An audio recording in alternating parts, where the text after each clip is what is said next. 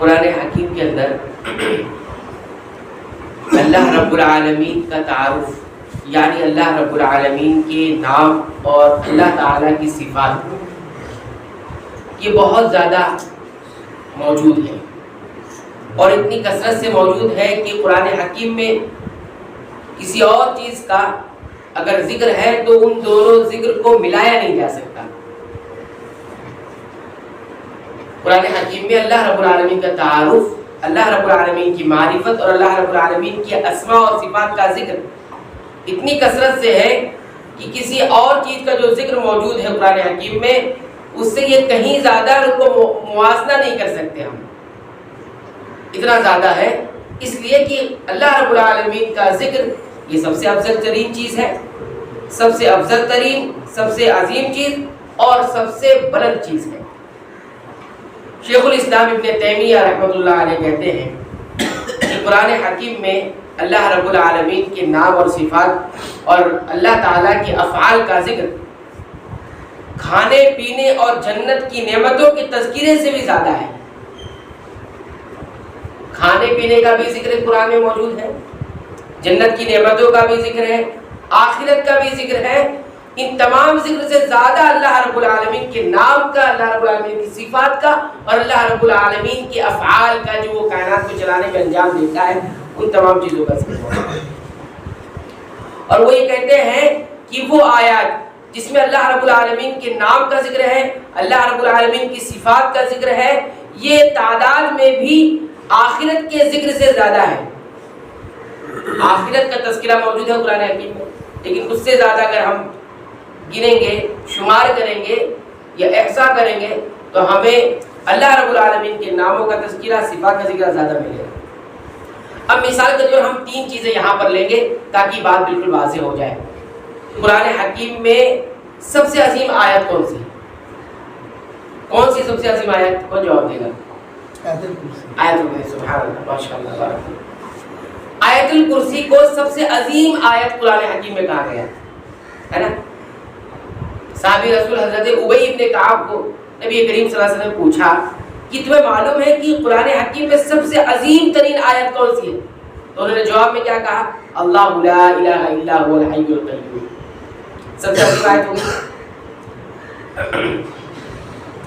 پھر یہ آیت سننے کے بعد نبی کریم صلی اللہ علیہ وسلم نے کیا کہا ان سے کہا کہ اے ابو المنذر، تمہیں یہ علم مبارک ہو، یعنی یہ جو تم نے علم حاصل کیا کہ قرآن حکیم کی سب سے عظیم آیت کا پتہ لگا لیا، آیت الکرسی ہے۔ آیت الکرسی آپ پڑھیے، آیت الکرسی میں آپ دیکھیں گے پوری مکمل آیت الکرسی، پوری ایک مکمل جو آیت ہے، اس میں اللہ رب العالمین کا ہی ذکر ہے، صفت ہے، شروع سے آخر تک۔ کہیں بھی آپ کو کسی اور چیز کا ذکر ہی نہیں ملے گا، اسی لیے یہ عظیم، اسی لیے یہ آیت قرآن کی آیتوں میں سب سے عظیم ترین آیت ہے۔ دوسری چیز دیکھیے، اب سوال میرا کہ قرآن حکیم میں سب سے افضل ترین سورت کون سی ہے؟ قرآن حکیم میں کون سی سورت ہے؟ سورۃ الفاتحہ۔ بارک اللہ۔ سورۃ الفاتحہ کے بارے میں نبی کریم صلی اللہ علیہ وسلم نے کیا فرمایا کہ یہ وہ سورت ہے کہ جس سورت کے مثل نہ تو اللہ رب العالمین نے تورات میں کچھ نازل فرمایا، نہ تو انجیل میں کچھ نازل فرمایا، نہ تو زبور میں کچھ نازل فرمایا، نہ خود قرآن حکیم کے اندر 4 جگہوں پر اللہ رب العالمین نے اس سورت کے مثل کچھ نازل نہیں فرمایا ہے۔ اور اسی کو سبعی مثانی بار بار پڑھی جانے والی 7 چیز ہے، اور اسی کو قرآن عظیم بھی کہا گیا ہے، یعنی 5 چیز ہوگی۔ تورات میں اس کی طرح کچھ نازل نہیں ہوا، انجیل میں اس کی طرح کچھ نازل نہیں ہوا، زبور میں اس کی طرح کچھ نازل نہیں ہوا، خود قرآن میں اس کی طرح کچھ نازل نہیں ہوا، اور اسی طرح یہ بار بار پڑھی جانے والی 7 آیات یا 7 چیزیں۔ اور چھٹی چیز کیا ہے؟ اس کو قرآن عظیم کہا ہے، سورۃ الفاتحہ۔ سورۃ الفاتحہ بھی پڑھی آپ، اس میں اللہ رب العالمین کا ذکر آخرت کے ذکر سے زیادہ ہے۔ الحمدللہ رب العالمین، ایک تعارف، رب العالمین ہے، الرحمن، رحمان ہے، الرحیم، رحیم ہے، مالک یوم الدین، مالک ہے۔ رب العالمین، رحمان، رحیم، مالک، 4 ذکر آیا، اور آخرت کا تذکرہ اس میں کہا ہے یوم الدین، بس اتنا تذکرہ ہے، اس لیے بھی عظیم ترین سورت کہلائی پوری قرآن۔ ٹھیک ہے، تیسرا سوال یہ ہے کہ قرآن حکیم میں کس سورت کو کہا گیا ہے کہ یہ قرآن حکیم کا ایک تہائی حصہ ہے، ثلث القرآن ہے؟ کون سی سورت ہے؟ بتائیے کون سی سورت ہے؟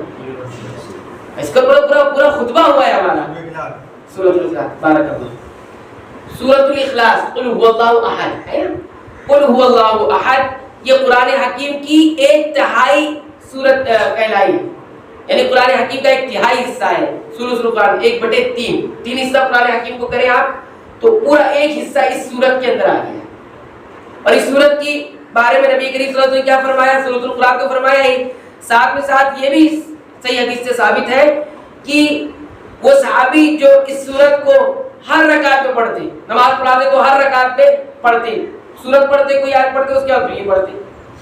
جب اس سے کہا گیا کیوں پڑھتے تو وہ کیا کہتے تھے؟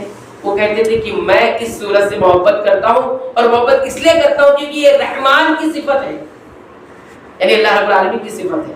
تو کیا جواب دیا نبی کریم صلی اللہ علیہ وسلم نے؟ نبی کریم صلی اللہ علیہ وسلم کو جواب یہ دیا کہ اللہ تم سے محبت کرتا ہے کیونکہ تم اللہ کی صفت، اللہ کے نام کے ذکر سے محبت کرتے ہیں۔ تو اس سورت کے اندر بھی کیا ہے؟ غور کریں، اس کو سورۃ القرآن کیا ہے؟ سورت کے اندر، اس سورت کے اندر پوری کی پوری اللہ رب العالمین کی صفت اور اللہ رب العالمین کی معرفت ہے۔ قل هو اللہ احد اللہ الصمد لم یلد ولم یولد ولم یکن له کفوا احد۔ قل هو اللہ احد اللہ الصمد لم یلد ولم یولد ولم یکن له کفوا احد، 5 صفات پوری کی پوری سورت اللہ رب العالمین کی تعریف کرواتی۔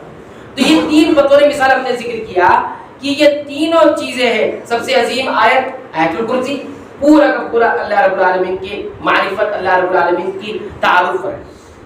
اسی طرح آپ دیکھیں گے سورۃ الفاتحہ جو قرآن حکیم میں سب سے عظیم سورت کہلاتی ہے، سب سے افضل ترین سورت کہلاتی ہے، اس میں بھی آخرت کا ذکر تھوڑا سا ہے لیکن اللہ رب العالمین کی معرفت اور اللہ رب العالمین کا ذکر زیادہ ہے۔